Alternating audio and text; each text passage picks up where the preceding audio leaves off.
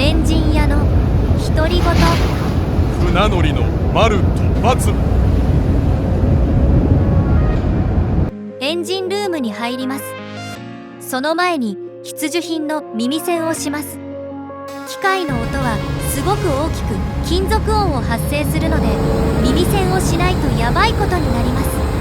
それは×というか大変。油圧機械、空気圧縮機、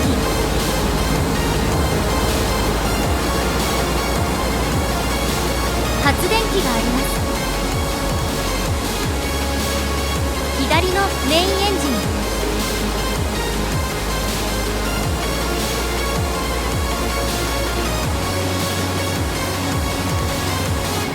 右のメインエンジン直列6気筒です。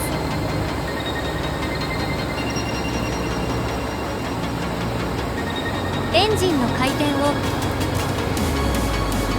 長いシャフトへ伝えます。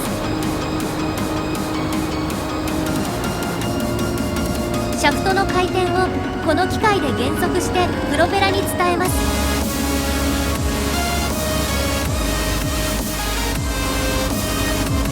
2機二軸線です。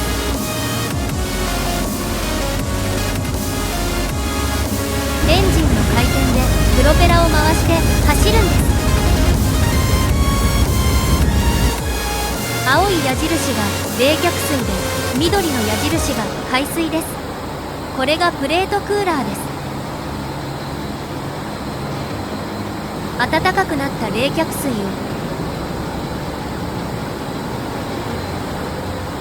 ここで冷やして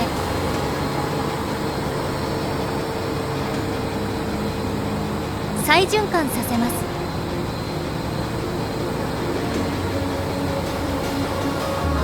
一方で取り込んだ冷たい海水を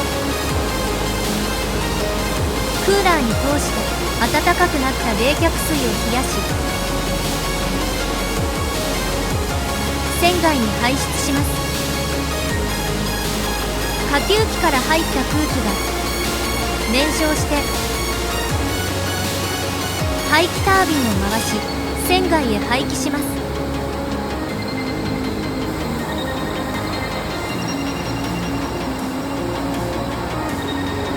これが船バージョンのインタークーラーです。下級機で圧縮された空気を冷却水によって冷やします。これがオイルクーラーで冷却水によって冷やします。発電機です。一般家庭の1日の使用量を約 15kW として計算すると、約70件分の電気が賄えます。それは丸。機械いじりが好きな人にとってエンジン屋は良いかもしれません。それは丸。トローリングしたら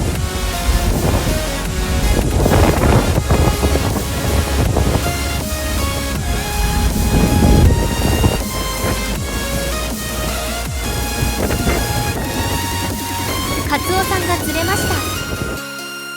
ご視聴ありがとうございました。次回をお楽しみに。